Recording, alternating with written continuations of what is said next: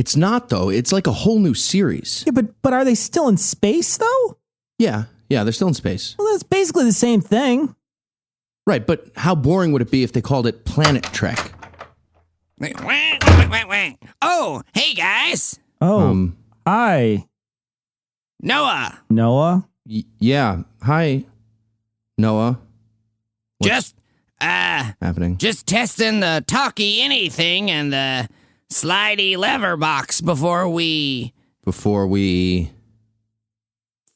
save it on the black chippy doo-wogger. Yeah, what do you call that process, you think? Retorted. Nope. So close. Eli, what the fuck are you doing in the seat? And why are you wearing Noah's tiny little shirt? Yeah, you look like a sausage in that thing. Okay, you guys saw through my disguise, but it's because of today's topic. Robert Smalls, the escaped slave that pretended to be a ship captain in the Civil War. Okay, well, that explains it. And that explains the blackface, too. Okay, that's crazy. This is not blackface. It is camouflage. I don't know if you guys have seen it. Camouflage? Yep. Really? Then why is it only black and only on your face? I got distracted before I could put the green, so... Why? I got a follow-up question. Why does Noah quack? Right? Why does he quack?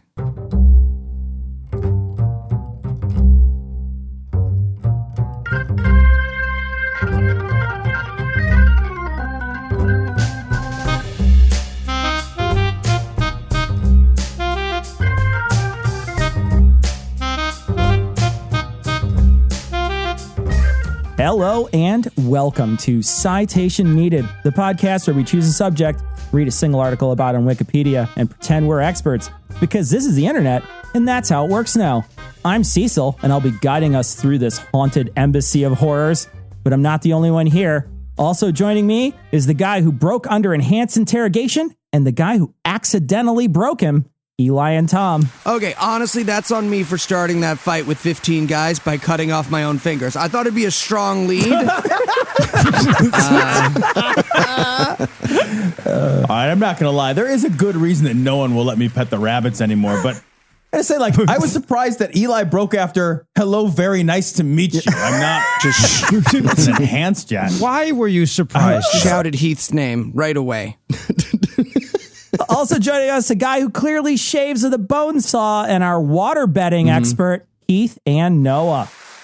Yeah, I'm basically trying to cut copper wire out of melanoma. It's either the bone saw or fucking eugenics, and everybody complains about that. I have bad genetics. And I say, if you think of waking up wedged between a wooden frame and a tenuous 235-gallon water balloon as the bed giving you a big hug, you'll love it. I don't see why they don't still sell those things. Seems like a great So I'd like to idea. take a moment here to thank our wonderful and generous patrons. Their contributions make sure this show is possible. So thanks, patrons. Thanks, patrons. If you'd like to learn how to join their ranks, be sure to stick around to the end of the show. And with that out of the way, tell us, Heath, what person, place, thing, concept, phenomenon, or event will we be talking about today? Today, we'll be talking about the adventures of Robert Smalls. Robbie Smalls. Ooh, ooh, ooh. Heath, did Noah ask you to add the adventures of so we wouldn't suspect he picked a boring topic again? I don't get the money if I say yes. So Well, I feel like saying that should still count, though. I said there's a different sentence, though. I didn't just say yes. And Noah, you're the kind of cheapskate that would stiff his friend out of money on a technicality. I mean, you read something, and are you ready to talk about it? That's basically what I meant. It's okay for once and for all. It's not fair for me to have to pay for a third of the Uber when I take up the least amount of space. That's just math. Take it up with fucking Euclid. Anyway, yes, I am though. I am. All right. So Noah, who was Robert Smalls? He was an escaped slave in the Civil War that evaded the Confederate Army by stealing one of their boats and going la-di-da-di-da past 5 Confederate checkpoints. This guy's the best. I do love this guy. Actually, this sounds really good compared to the Luddite thing. I keep the bar low, Cecil. Thanks for reminding me. All right, Noah, where does this story start us? With the slave owner raping him into existence back in 1838.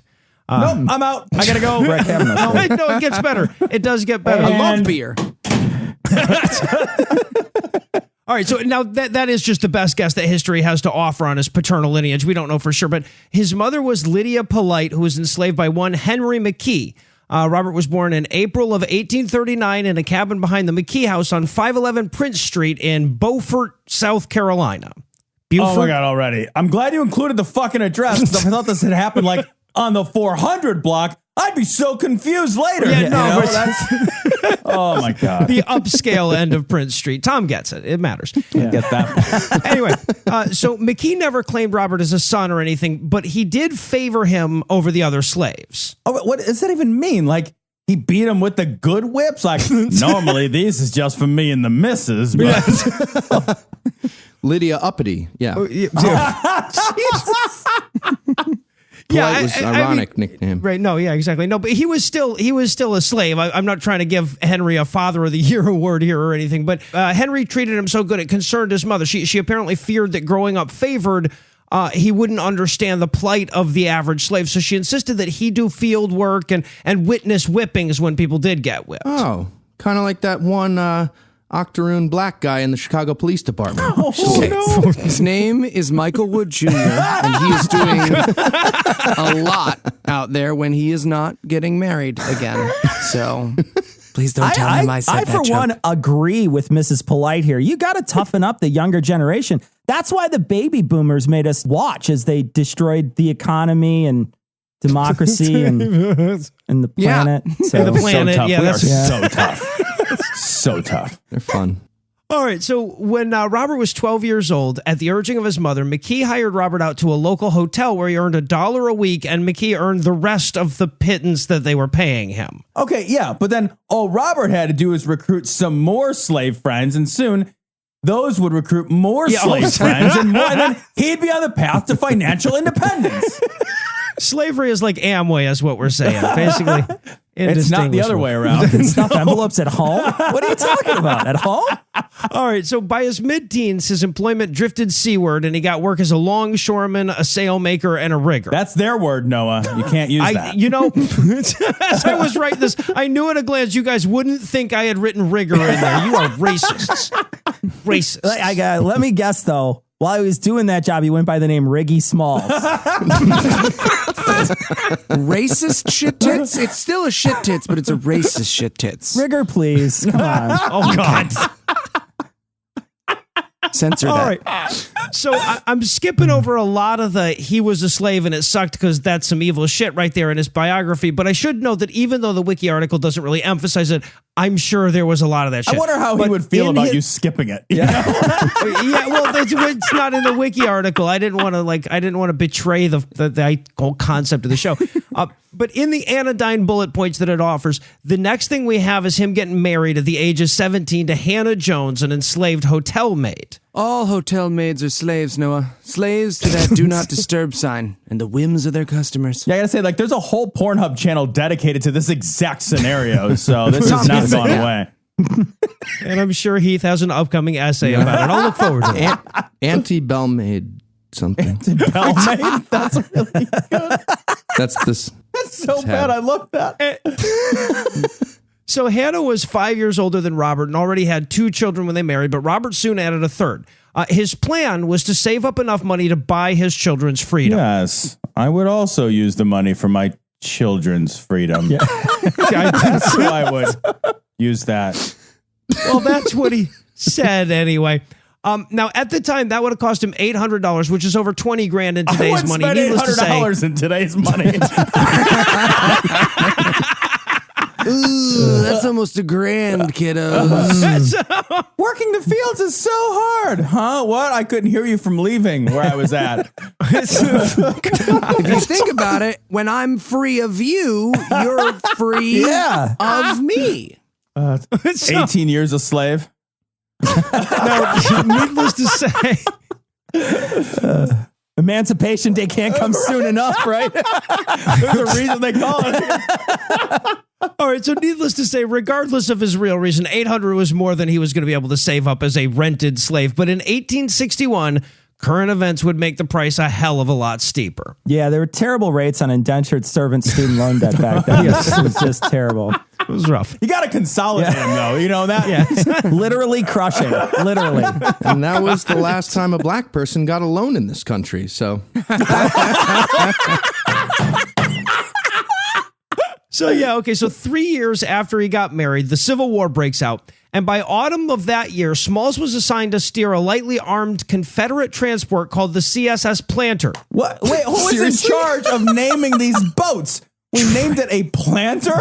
What, we need this to go somewhere. I don't know, name it after the thing that doesn't go anywhere. What the fuck? Yeah, but even more importantly, these loser-ass losers that were the Confederate military saw nothing at all stupid about putting a slave at the helm of their boat in a war about keeping his children enslaved to the infinitieth generation. all right, I'm going to give you this gun, but, you know, don't shoot me. Don't. You promise not to shoot me. Okay, I feel like you seriously don't shoot, and you stabbed me right away with the bayonet. Okay, that is on me. I did not specify. You did follow the rules, though, so I'm not mad. I'm going to give you that. Right now. I'm disappointed, but I'm not mad. They put the black guy in the helm. It had to be super hard steering the boat from the back of the ship, though, right? You might think so, Cecil, but weirdly, it's 3/5 easier. Yeah. I wouldn't. Yeah, this is... I think your fractions mess up. Physics thing. I feel better and better about choosing this topic. Okay. So the CSS Planter, as I said, was a transport vessel. Its duties were to deliver dispatches, troops, and supplies to troops stationed around Charleston Harbor and eventually all down the Confederate coast. They also surveyed waterways and laid the occasional sea mine. Pretty sure it's pronounced seaman, Noah. Well, the way you do it, yes, it is. Eli. Now, the whole time he's doing this job, Smalls plays it cool and manages not to say, I can't believe these dumb fucking white people let me steer the goddamn boat in his outside voice. Just singing like pro-slavery spirituals the whole time as he's going by. Stay in my lane. Stay in your lane, my children. Stay in our lane. Yeah, no, but basically that was for Tom. That was for Tom. I think you broke him. He's really... Admittedly, Heath does have a magical voice. Yeah, no, he does. He does. That was quite lovely. I want the whole album right now. Yeah. Oh my God. Patreon.com/citation. Did you say patreon.clown? I think he did. I'm pretty sure he created did. a separate website for our own stuff. It's a whole... I don't want to get It'd into be it. just as well administrated. Yeah. All right, but Heath's joke is actually pretty close, though, because he plays content even when he can see freedom as close as the Union blockade, which is often visible just at the horizon. But all the while, he's plotting his escape. The toughest part was getting a Raquel Welch poster big enough to sail a ship on. So it would appear that the Confederate Navy was as bad at navying as their army was at armying, because by their math, it made perfect sense to send a lightly armed ship out in their waterways with 8 slaves and 3 white dudes watching over them. That math is all wrong. Yeah, that's Confederate math. So Robert Smalls draws up some blueprints or something and starts circulating his escape plans to the other slaves on the ship, except, and I love that the wiki points this out, one slave that Smalls didn't trust. Because there's always that one asshole, right? Fucking house riggers. Oh, Jesus Christ. I want to note that there are literally no jokes around this joke. Everyone's just like, hands off. That's for you, buddy. House rigger. It's sitting there like a rowboat in the ocean there, yeah. I think that's what Paul Ryan calls John Lewis, though. That's his own nickname. House rigger. And Vladimir Putin. I like anyway. when he doesn't think we appreciated a joke enough. So he repeats it. House rigger. FYI, It was house triggers just bring what I was it back referencing down. in my thing. when I Everybody, said, he's in the house. John in Lewis. case it wasn't clear. John Lewis is a representative from Georgia. He's a freedom fighter. Again. Anyway, so on May 12th of 1862, the planners set out for a small island about 10 miles southwest of Charleston to pick up 4 large guns and 200 pounds of ammunition from a fort that was being dismantled. And at this point, Smalls had to be going, okay, I'm going to laugh out loud if they get any stupider. So he set his plans in motion. Also, boy, here are those blindfolds the captain ordered all the white people to wear. Please, tie mind. And now we're going to do some trust falls. All right. And now some trust stabs. Don't stab us or else we won't trust you. Blindfolds, whips. Anyone else feel like the South really just fought a war for BDSM? Like this is just Well, B, I guess. And some S, mostly the B and the S. So when Smalls learns about this mission, he sends words back to his family and the families of the other slaves aboard the ship, except presumably that one guy. Awesome. And they all snuck away that day and hid themselves aboard a steamer docked in the North Atlantic Wharf, which meant that, practically speaking, it was now or never, right? Smalls' family had already run off, and that was going to raise alarms pretty quickly, such that even the dumbasses running the Confederacy would probably realize they shouldn't trust him with boats full of large guns and ammunition they're measuring in the hundreds of pounds. I don't know, though. They sound pretty fucking stupid. They do. Honestly, it sounds like Smalls could be like, oh, what? My family's gone? All right, I'm going to need, let's see, I'm going to need an armada and all your gunpowder. I will be back in 20 minutes. I'll find them. Don't worry about it. I got this. No, 15 minutes. 15 minutes. Is anybody else here wondering about this steamer that now has 7 families of black slaves just squirreled away somewhere on it that nobody else noticed? I'm starting to think maybe we needed an underwater railroad instead. All right, so by now you're probably thinking, how are they going to overpower the crew, right? Are they going to lace the rum with sleeping powder? Are they going to muscle them over the side of the deep ocean? Are they going to say, what's that over there? And then punch them when they look away like the fucking idiot losers that they are? Nope, it's dumber than that. Okay, because apparently the 3 white officers were in the habit of going ashore at night. What? And leaving the boat with the slaves and only the slaves on it. Okay. What? Yeah. They're so stupid. No, Robert's plan was just, yeah, Robert's plan was just wait for them to leave and then just, go. It was harder for me to sneak out and drink when I was a teenager. Which, coincidentally, was also during the Civil War, so that's a fun... Fuck you. Oh, man. You can almost hear the violin comically plink in the background as they untie the ship, The white officer guys are leaving, and Robert Smalls just can't hold it together. He's just weeping. I'm just sad to see you go, boss. That's all. Shut up. It's inside joke. All right, so the night of the 12th passes into the early morning of the 13th, and at 3 a.m., Smalls and 7 of his 8 slave crewmen made their escape. Yes, they left that one guy in South Carolina. Fuck that guy. Awesome. All right, so That Smalls guy's just... family is so mad. I'm like, Bill, really, Bill? We could have... Bill! Yeah, so apparently Smalls just put on the captain's uniform, which the captain apparently just left in there in case anybody needed it. This is Captain Crunch? Well, no, to make the disguise easier, the planter's captain, who sported the comic book bad guy name for a transport ship, Captain Relay, was in the habit of, yeah, right? But he wore a big straw hat that obscured his features so that the disguise would be easier. What? No, my fucking God. Did he also dress sometimes in blackface and call himself Harold Tubman? Yeah. I question what side he was on at this point.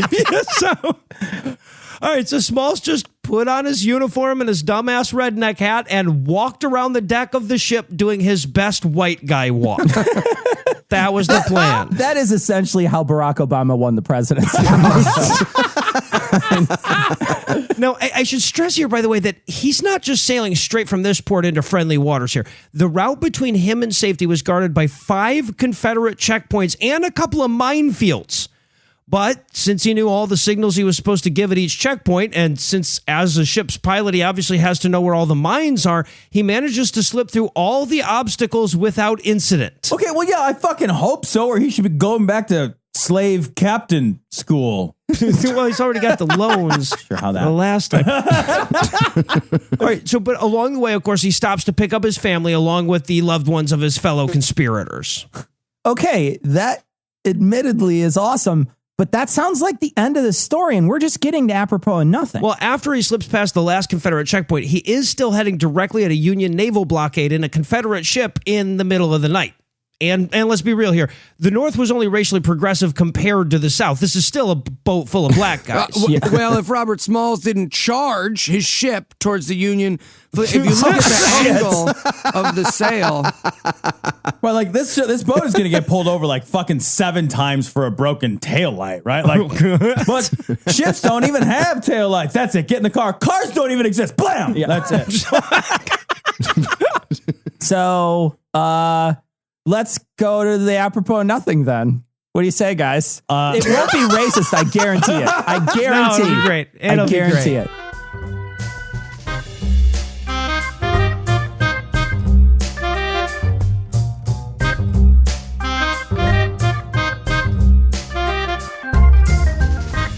Okay, men, at midnight, the crew gets off the ship, and that's when we'll... Hey, guys. Oh, hey, that one guy. How great is being a slave, right? Like, hope I don't lose my job. Not, right? Not. Yeah. I know you're the... not right. Yeah, I know you're the first guy to use that joke ever, but it's somehow already old. Maybe don't do that. Not. Nope. No. Just the sentence I said. Don't say not. Not. Right? Don't say not. God damn it. Anyway, what are you guys planning over here? Nothing. I hate him so much. We were just we were working, on a thing that, you guys planning a surprise for my birthday? Oh, is tomorrow your birthday? Like you don't know, lying nigger. Yeah, I know this character is black, but I'm just gonna censor that. I'm just definitely gonna Is that censor it? that. You guys planning my birthday? Oh, yeah. We're planning your birthdays. So, tomorrow, don't interrupt our, the birthday plans, okay? Let's leave those be. Okay, but all I'm going to say is we better be going to my favorite restaurant. Benihana, you know it. God. I'm going to get a fishbowl full of booze. That sounds great, man. Okay, see you niggers later. Yeah, I'm probably gonna bleep that one out too. So Probably for the best. Maybe just bleep the whole thing.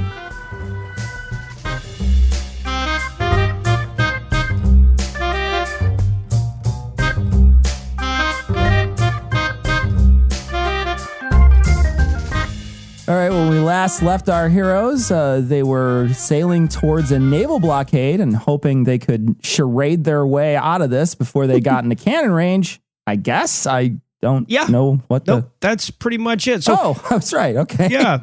Now, the problem with the charades plan is that they timed their escape in the pre-dawn hours, and even Robert Smalls counted on the Confederate Army to be less dumb than they were, so he didn't expect to get through all the checkpoints so quickly.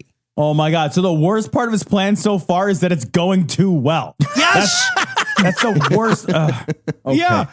All right, so now The South is not rising again. I'm just saying, the South can't even get a chubby again.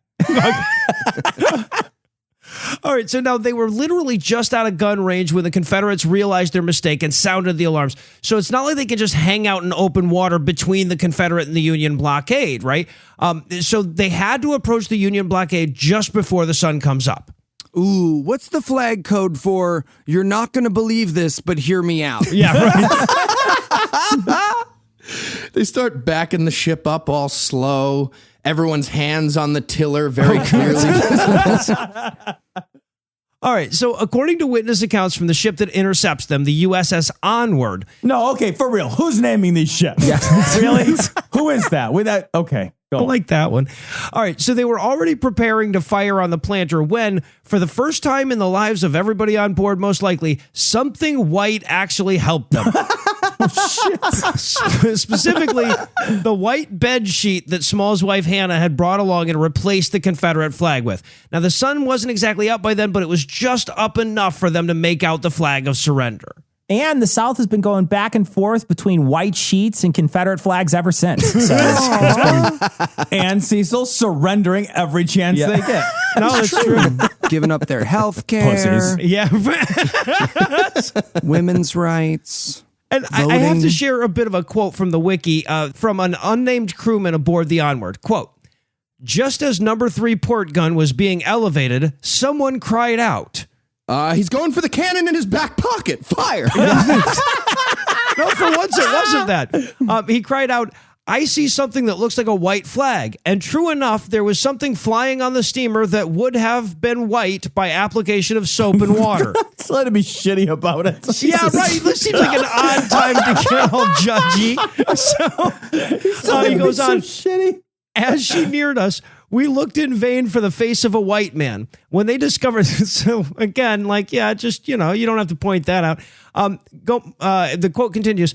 When they discovered that we would not fire upon them, there was a rush of contrabands out on her deck, some dancing, some singing, whistling, jumping, and others looking towards Fort Sumter and muttering all sorts of maledictions against it. End quote. So Smalls, his shipmates, and their families were free. Okay, the dancing I get, but muttering of complaints is weird timing for both the freed slaves and this guy's description, right? In my head, it's just like, man, we're free. And one guy's just like, I never liked Fort Sumter. Fucking floors are made out of pine and fucking assholes.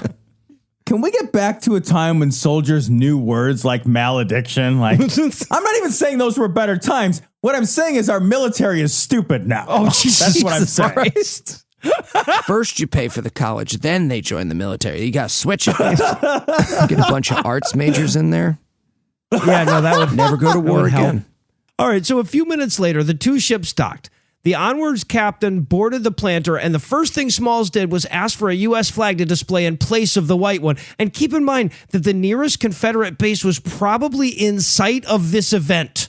So that's a great fuck you, right? But a much better fuck you was the cargo of the ship Smalls had to turn over to the Union Army.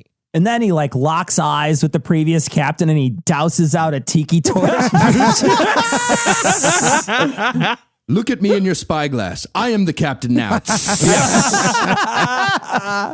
And some Southerner immediately starts working on a statue to commemorate the event. Yeah, we right. lost. He's got to build another one because the first one sunk. I mean, okay, so look, 4 large guns and a couple 100 pounds of ammunition, those are useful to have. Those are also useful for the enemy not to have. But the planter had far more valuable cargo aboard in the form of the captain's code book, a map of mines that had been laid in Charleston's harbor, and, most importantly, all the knowledge of the waterways and military deployments that Smalls was carrying around between his ears. For example, they learned shit like that area we thought had tens of thousands of troops in it is being defended by a couple thousand men, and they're stretched so thin they just abandoned an important fortification on their flank. I'll say the Rust Belt back then, too, huh? I see. And about the same amount of deplorables in the same places. Okay, but you just know there was the one racist, resentful northern guy who was like, I mean, great, they brought us guns and information, but like, what do they really want? You know, like, there's a lot of identity politics here. The one northern guy? Yeah, there's the one. And honestly, okay, so that story already, it could end there and it would have been worth an episode. Smalls had his freedom, his family, and the U.S. government paid him and his crewmen a bounty on the planter that was the equivalent of about $36,000 in today's money each. So it's hardly a fortune, but enough to start a life in the North. Plus, his story was great propaganda for the Union Army, so the newspaper had already made a hero out of him. Okay, well, to be fair, he sort of did the hero making. Well, on his own. That was like his thing. The press just kind of popularized that. So. Well, okay, yeah, fair. But even if they hadn't, his badass bona fides were beyond reproach, but he still wanted to kick some more ass. so he elected to enlist in the Union Navy. Guy's just like, Nice. man, I bet after all these years of literal slavery, you're ready to settle down and relax, huh? Just not do... No, I would like to kill the people who enslaved my wife and children, like, right now. Oh, that also seems fun, sure. I feel like you'd want to take up golf or something. Nope, just the thing I said. Where would you golf, though, right? Oh, we're friends, so that's cool, what I said. All right. My rigor. All right, so one of the first things he did as a member of the U.S. Navy was serve in a delegation to D.C. to persuade the Secretary of War, Edwin Stanton, to allow black men to fight for the Union cause, because not allowing that was really fucking stupid. Wait, so black people weren't allowed to fight at that point, but they could sign up for political delegations with it? It was weird. That's a weird line. Weird system. Yeah. But shortly thereafter, Stanton created the 1st and 2nd South Carolina colored regiments and peopled them with about 5,000 black volunteers. Which is like 8,300 white soldiers. Like, how was this even a tough sell? Yeah, we'd like to fight. You know, we've got kind of a vested interest in how this thing turns out. You know, Right. All right, so Smalls would go on to pilot a number of Union boats in the familiar South Carolina waterways, up to and including the Planter, once the Union had refitted it to kick more ass. He also got a reputation for bravery and determination really quick because, let's face it, black dudes were more motivated to not be captured by the enemy in that war. Yeah. And also he was apparently brave as hell. Okay, so now I'm rooting for him to get captured by the South and then trick him again. Just like, oh, perfect. You guys, you caught me. I'm caught now, right? Yeah, good work. So I'm obviously a fake double agent. Great. And now we've got those me lovers right where we want them. Am I right? Okay, so let me get one more giant boat of supplies and give me like 20 minutes. Part of my plan. well, all right, but do you pinky swear not to steal it again? Yeah. Oh, wait, I cut off your hands. Okay. Do you pinky toe swear? Whatever you need. You're stupid. All right, so by his count, Smalls was present at 17 major naval battles and engagements in the Civil War and was eventually made a captain after a particularly heroic bit of piloting once the acting captain pushed out and ran and hid in the coal bunker. And in between all of that, he helped remove a bunch of the mines that he'd laid only months earlier for the Confederacy. Yeah, that captain was just playing. He was actually a cuck. He just wanted to see some big black guy drive his boat. All right, so he was discharged at the conclusion of the war, but he continued piloting the Planter on humanitarian missions to bring food and supplies to newly freed black families that had lost their homes in the war. Wait, like, lost their homes? Like their slave homes? Like, I'm not sure how that works, but I'm also not sure that's not how that works. I'm sometimes confused. Apparently that's how that worked. Yeah. Now, after the war, there was some argument about what rank he actually achieved, and they went back and made him technically a 2nd lieutenant of the 1st South Carolina Volunteers as some kind of weird compromise that satisfied racists but still let the Navy pay him like he'd been a captain that whole time. That must have been a weird little negotiation for that. Like, okay, what about 2nd lieutenant title, captain's pay? Okay, Right? okay. Counter offer, N-word, but general's pay. Smalls is like, guys, I'm sitting right here. I'm in the room.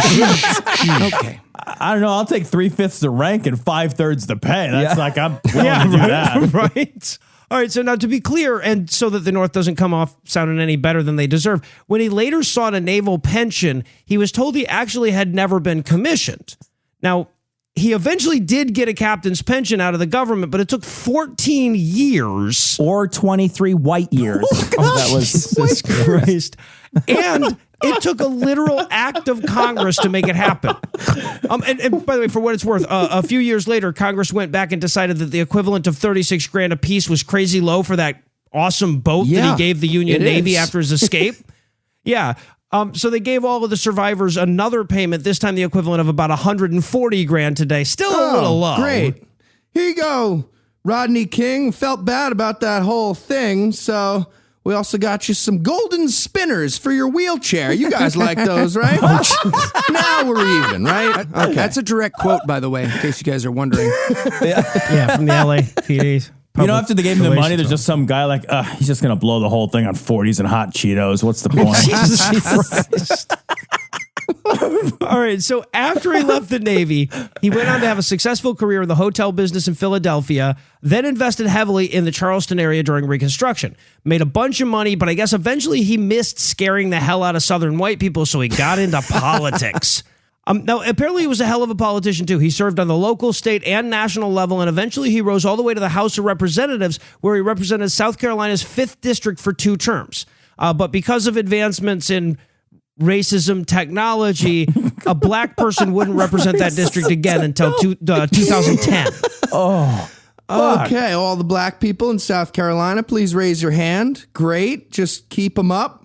Just drawing something real quick. Okay, great. That's a district, hands down. Perfect. I love the idea of whoever won in 2010 coming in and being like, hey, like, who was the last black guy to hold my office? And they were like, well, you are going to laugh. Do you remember the Civil War? Right. Yeah, they actually gave him the same physical office. It was in the back of the building. Yeah. Yeah, let's just say it was separate but equal. Well, there you go. Now, Robert Smalls died of malaria and diabetes at the age of 75 because he was too badass to die of just one debilitating malady. He was buried in his family's plot in Beaufort, South Carolina, and his marker was engraved with a statement he made to the South Carolina legislature in 1895. Quote, "My race needs no special defense, for the past history of them in this country proves them to be the equal of any people anywhere. All they need is an equal chance in the battle of life." End quote. Virtue signaling. You know, he might have lived even longer if white people had just invented Wilford Brimley earlier. I mean, this is on us. No, it is. All the Southerners point to him and say, "That guy beat us." There you go. I knew that was going to get heat. That was pun and early 90s TV reference. Yeah. And I know that I should probably end this on the inspiring quote and all, but there's one little detail of this story that I absolutely love, so I saved it for last. When he moved back to South Carolina, he needed a place to stay. So he bought a house in Beaufort at 511 Prince Street. Yes! Yes. Apparently, the previous owner hadn't been paying taxes to the U.S. government for 4 years or so, and the government seized the property. The property owner even sued to get the property back, but ultimately the court sided with Smalls, and he ended up raising the family that he'd freed in the house he was born enslaved in. I'm not saying that he should fuck a white woman in every room of that house, but he should fuck a white woman in every room of that house. And Noah, if you had to summarize what you learned in one sentence other than that guy should fuck a white woman, Yeah, exactly. what would it be? Well, I've written here Robert Smalls should have fucked a white woman in every room of that house, so I don't know why you excluded that joke. And are you ready for the quiz? Sure, why not? All right, I'll go first. At some point, the Confederate Navy was just asking for it. So what should they have done to prevent this from happening? A, maybe if the ship hadn't been dressed like that. B, avoid sailing in dark passages at night. C, maybe if those 3 white guys hadn't been drinking off ship. D, watch out for black guys. Yeah, pick one of those, Noah. All right. Yeah, I was way more prepared for racism than sexism this week, so I'm going to go with D. D, watch out for the black That's what all guys. the white women are going with in the house. In Robert Small's house, they're all going with the D. Right. So there you go. That's why you picked the black guys. All right. Please proceed, Eli. Oh, you don't. Someone says he's wrong or he's right. I always go too early and you guys yell at me. Yeah. And this time Yeah, I sure, you're remembered. right. All right. Noah, who were some other African-American civil rights activists whose story has a happy ending? I'm asking. I can't think of literally any. I would like you any. D, none of the above. That's correct. Yep, correct. All right, Noah. This story was made into a movie. What was it called? A, Uncle Tom's Cabin Boy. That's so good. B, 12 Years a Wave.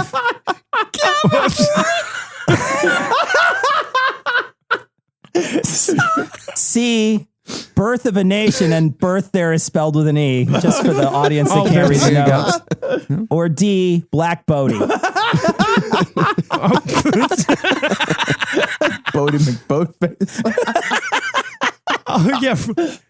All right. Well, I feel like I'm not going to feel good about myself repeating any of those, but only one of those movies is a crime against humanity even before the pun. So I'm going to go with A, Uncle Tom's Cabin Boy. Yep, you're right. Absolutely. All right, Noah. In addition to ride the boat they willingly give you, which of the following methods was also successful for escaping slavery thanks to the American South being run by cartoon rhinos? Was it A, dressing up as a lady rabbit with a mustache and glasses? B, if you guys can read this, turn over. You just got tricked by a black guy, turn over. C, the above ground railroad. Or just railroad. Or D, former slave owner says what? Oh, okay. This is a tough one. All right. It can't be A because lady rabbits don't have mustaches. Transphobe. It can't be B because Confederate soldiers couldn't read. And it can't be D because Southerners talk too slow to make the so-and-so says what thing work. So I'm going to go C by process of elimination. That is correct. No, it's not. No. Nope. No, Correct. it's not. It's Heath, you win. Different answer. I love the best thing about the Excellent. quiz section is the legitimacy. yeah, right. No, but it's so competitive. That's why the listeners love it. It's the competitive. Okay, so I won, You won. which means I get to announce who goes next week. Who wants to go next week? Halloween, big show. Tom made noise. Tom. Now I'm going to toss it over to Sarah for last week's Twitter answer and this week's Twitter question. Thanks, Cecil. Last week's assignment was to write a haiku about David Icke. Our answer comes from Navy Dave on Facebook with this. I sucked at football. Alien lizards chase me. Motherfucking Jews.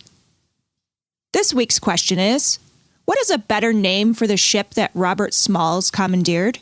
Remember to retweet or Facebook share this episode with your answer for a chance to be next week's winner. Back to you, Cecil.